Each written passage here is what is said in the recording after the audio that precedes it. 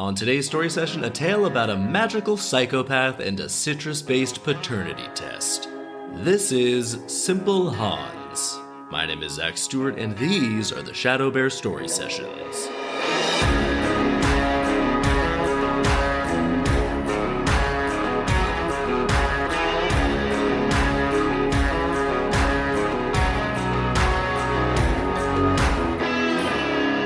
Welcome to the ShadowBear Story Sessions, the podcast about how brutally dark and totally insane folktales and fairy tales used to be, which in my opinion just made them way better and more entertaining. So I've got the most true to the original version of Grimm's fairy tales that I could find, and we're going through it front to back, story by story. We'll figure out the intended lessons of each story and the actual lessons of each story. And at the end of the episode, I'll adapt the tale into a movie or TV show. So let's get right to it with today's tale titled Simple Hans. Everyone back then was named Hans, apparently. We begin. Once a king lived happily with his daughter, who was his only child. Then all of a sudden, she gave birth to a baby, and no one knew who the father was. That is awkward. I'll bet someone knows who the father is, but the king doesn't want to shatter his image of his daughter as his sweet little angel, so he's not asking her. We continue.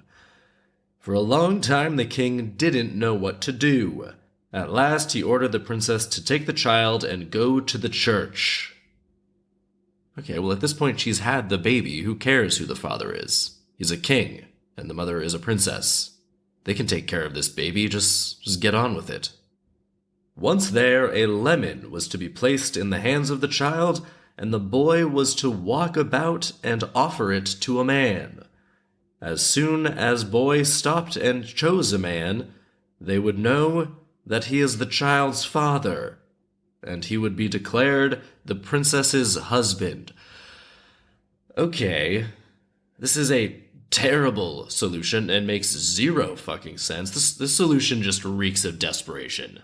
Like, the king's just like, I don't know how to figure this out. Let's just do this lemon shit because the kid has to give the lemon to someone, right? So regardless what happens, we'll end up with a dad. Granted, it's absolutely impossible for this to lead to the correct answer, but the king is like, if I come up with some bullshit that's random enough and specific enough, people will think there's some actual science behind it. Still, so many questions here. Why does it need to be in a church? Why a lemon? Why not an acorn or a leaf or literally anything else? Also, what if the kid's father has died or moved somewhere else in the years that must have passed? Even if they got everyone in the world into this church, there's no way the kid could possibly pick the correct guy. Seriously, at this point, just ask the daughter. Because if she refuses to say, then, well, that's concerning, but it's better than dragging some random guy into the mix who you'll then have to deal with forever. Because you don't know who this kid's gonna pick. My God, this is a terrible plan. We continue. Everything was arranged accordingly, and the king also gave orders to allow only high-born people into the church. Okay, yeah, I see what's going on here. This is obviously not at all about finding the true father of this kid, and is only about getting someone rich and powerful to act as father. The king doesn't give a shit about accuracy here. I see you, king. However, there was a crooked little hunchback living in the city who was not particularly smart and was therefore called Simple Hans. Well, he managed to push his way into the church among the others without being noticed.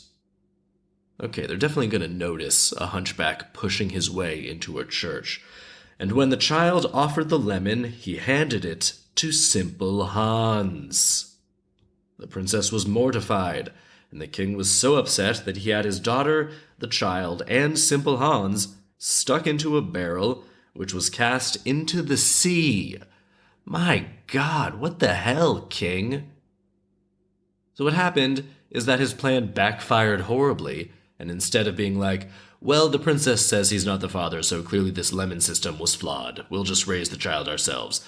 Instead, the king doubles down and banishes his daughter and grandchild along with the hunchback. Why is it so bad if the hunchback is the father? Nothing is different than it was before. You're still a king and can still give this child everything in life. And again, why does the daughter not know who the father is? I'm so confused. Because at this point, now it seems like she really doesn't know who the father is. And this was just some type of magical conception. It's like a Jesus situation here. What the hell is happening in this story? We continue. The barrel soon floated off, and when they were alone at sea, the princess groaned and said, "You nasty, impudent hunchback." All right, well, that's rude. "You're to blame for my misfortune. Why did you force your way into the church? My child's of no concern to you."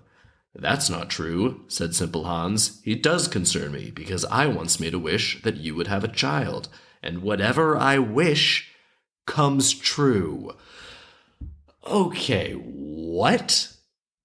This hunchback is also a magic genie? Well, then he should be doing a lot better, if that's the case, right? Instead of everyone just knowing him as the town dumb guy. This story is chaos. We continue. "Well, if that's the case, wish us something to eat." "That's easily done," replied Simple Hans, and he wished for a dish full of potatoes. The princess would have liked to have something better. Nevertheless, she was so hungry that she joined him in eating the potatoes. After they had satisfied their hunger, Simple Hans said, "Now I'll wish us a beautiful ship." No sooner had he said this than they were sitting on a splendid ship that contained more than enough to fulfill their desires. The helmsman guided the ship straight toward land, and when they went ashore, Simple Hans said, "Now I want a castle over there." Suddenly there was a magnificent castle standing there, along with servants dressed in gold uniforms. They led the princess and her child inside, and when they were in the middle of the main hall, Simple Hans said, "Now I wish to be a young and clever prince." All at once his hunchback disappeared, and he was handsome, upright, and kind. Indeed, the princess took such a great liking to him that she became his wife. Well, firstly, I find it a bit sad that Simple Hans wished for himself to be different and to not have a hunchback anymore. That's sad. You're great just the way you are, Simple Hans. Also, there was nothing preventing him from being upright and kind before. So, I don't know why that was different now. Shouldn't have to change himself, though, regardless. To be honest, he's the catch in this situation. Sounds like the princess is offering pretty much nothing, while he can literally make wishes come true. Granted, now we know that there was no father, and Simple Hans magically inseminated this lady, which is basically rape. So, yeah, that is super horrible and fucked up, Simple Hans. Why the hell did you do that?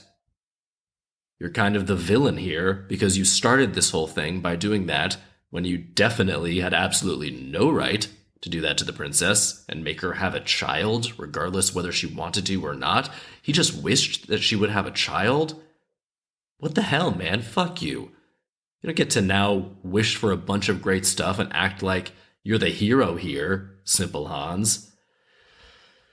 Damn, in unpacking this, I've realized that Simple Hans is an asshole and a rapist, and he got the princess banished from her home, and now she's basically entirely dependent on him. Holy shit, this is horrifying. The princess was right. He's to blame for her misfortune. She didn't ask for any of this. Fuck this guy. Man, okay, let's keep going. For a long time they lived happily together, and then one day the old king went out riding, lost his way, and arrived at their castle. He was puzzled because he had never seen it before, and decided to enter. The princess recognized her father immediately, but he did not recognize her, for he thought she had drowned in the sea a long time ago. And I guess her face was completely wiped from his mind because of that. She treated him with a great deal of hospitality, and when he was about to return home, she secretly slipped a golden cup into his pocket. After he had ridden off, she sent a pair of knights after him. They were ordered to stop him and search him to see if he had stolen the golden cup. The hell? When they found it in his pocket, they brought him back. He swore to the princess that he hadn't stolen it and didn't know how it had gotten into his pocket. That's why, she said, one must beware of rushing to judgment. Oh God, they're comparing the golden cup to her getting pregnant without knowing it? I mean, I guess that tracks, I don't know. And she revealed to him that she was his daughter. The king rejoiced, and they all lived happily together, and after the king's death, Simple Hans became king. The end. That's the lesson? Beware of rushing to judgment? Oh my God, what a ridiculous, convoluted story to try to send that message. That story was bonkers. Also, the king rejoiced. Nothing is different now. It's still Simple Hans. It's still his daughter. The situation is the same. Now they just know Simple Hans can wish for stuff, and so he's all joyful. Man, yeah, Simple Hans is a psychopath and a predator, and is unquestionably the villain of this story. And the villain wins. He marries a princess and becomes king. Why did he not transform into a nobleman before coming into the church? Because if he'd done that, then surely the king would have been more than happy to have him as the princess's husband, but he didn't. Because I guess he needed to get the princess to be totally isolated and dependent on him, and she would only be banished if he was such an unsuitable partner that they were all forsaken and tossed into the sea in a damn barrel. Man, seriously, who the hell is this guy? Why didn't he start making wishes to better his circumstances way earlier? Because this is the sequence of events from his perspective. He's a dumb, poor hunchback who can wish for anything he desires. He doesn't wish for intelligence or wealth or land or anything like that. Instead, he just makes one wish that we know of, that the princess, a woman who he doesn't know, will get pregnant and have a child. Super messed up and horrifying thing to do to someone against their will. Unbelievable. Absolutely unbelievable. Then he keeps this totally secret and tells nobody for years. He also doesn't seem to make any wishes to better his own circumstances during this time either. He just waits for years for this kid to grow up. Then the king comes up with a stupid lemon-based paternity test, and so he pushes into the church. Somehow the lemon test actually works. Let's talk about that for a second. How did this plan actually work? And the kid gives the lemon to Simple Hans. This infuriates everyone, and they get banished. You'd think now, before they get thrown into a barrel and cast out to sea, would be a good time to reveal that you have magic powers and can grant any wish whatsoever. But no, he still keeps all this a secret. Then, when the princess and child think they're going to die in a barrel in the sea, he reveals he is magic and can do literally anything. So to prove this, he conjures a disappointing meal of only potatoes, and then he saves their lives and gets them a castle and makes himself smart and handsome. This is a horribly deceitful and self-interested plan. And it only makes sense if it's a long-term plan to isolate the princess and trap her into this situation so he can make her entirely dependent on him. This is a total shit show. To be honest, Simple Hans is one of the most evil villains we've encountered in any story so far. Man, I did not expect this going in. I also really hate this story's attitude towards Simple Hans being a hunchback too. It's sad because it could have gone a different direction. I thought it was going to go the direction of the hunchback was actually a wonderful, brilliant man who was just misunderstood by society and had a lot to offer, and he saved them through his ingenuity and was a great partner. I thought he was going to be like, looks can be deceiving, and figure out a way to save their lives and give them a good life together. But no, he impregnated the princess and kept it all secret, tricking everyone and revealing that actually he's fine and he can save her too. And again, the princess didn't ask for any of this. At no point does it say she wanted a child but couldn't have one or anything. Simple Hans just did this. What an awful person. Man. So the intended lesson is stated outright. Beware of rushing to judgment. I mean, to be honest, they were right to banish Simple Hans. Not because he's a hunchback and dumb, but because he's a monster and a rapist. He's a horrible person. He should be thrown in prison. So, I mean, yeah, they should not have rushed to judgment and banished them just because Simple Hans had a hunchback and was known to be stupid and poor. But there is just so much more going on here that this lesson is just completely lost for me. The only way this lesson works is if you think about it this way. Everyone judged Simple Hans as just being a harmless, dumb guy, when in fact he's an evil mastermind who impregnates people against their will and destroys families. So in that sense, yeah, the town rushed to judgment on Simple Hans, because it turns out he's way worse than they ever could have imagined. For actual lessons, first one, if someone saves you from a situation, they shouldn't be rewarded if they intentionally got you into that situation. That's con man shit right there. Abusers do that too. They create a horrible situation and make their victim think everything is dire, and then they're like, it's fine, I'll solve it. You owe me now. Fuck that shit. Not okay. Second lesson, sometimes an absentee parent is better than having that parent in a kid's life. Like, yeah, it's super fucked up that the princess had a child the way she did, but my point is that at that point in time, when she's already had the baby and her and the king are taking care of it, why does the king care so much about finding the father?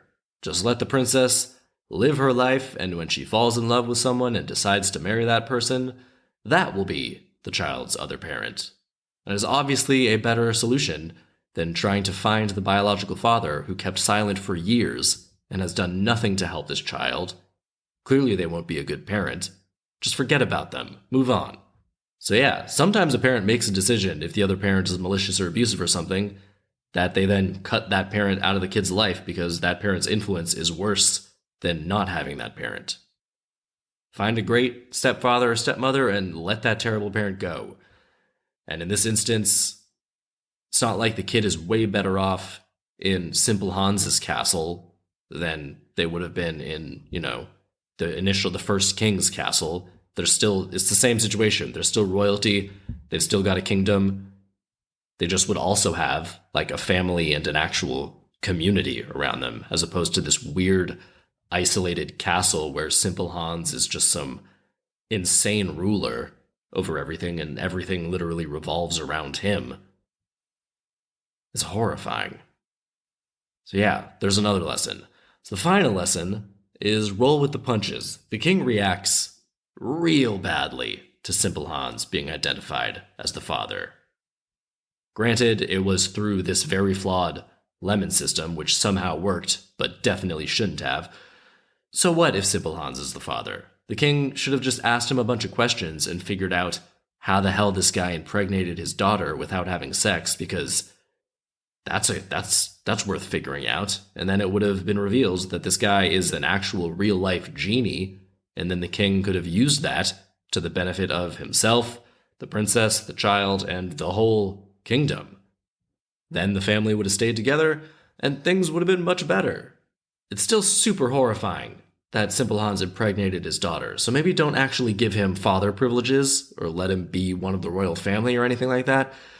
I mean, in all honesty, it would have been kind of justified if after learning the truth of what happened, they just killed Simple Hans. I wouldn't have been mad about that at all. He impregnated the princess against her will. That is insane. But my point is, the king reacted really rashly. First, to feel the need to do the lemon test to begin with, and then at the news that Simple Hans was the father. Definitely shouldn't have banished his daughter and grandchild. That was completely over the line. And she would have justifiably harbored some resentment over that later on, but she got over it super fast later on. She's like, okay, welcome back, Dad. See, it worked out, I guess. Kind of. Maybe not. We really don't know what's going on in that castle or what their lives are like. But the princess is the real victim in all of this.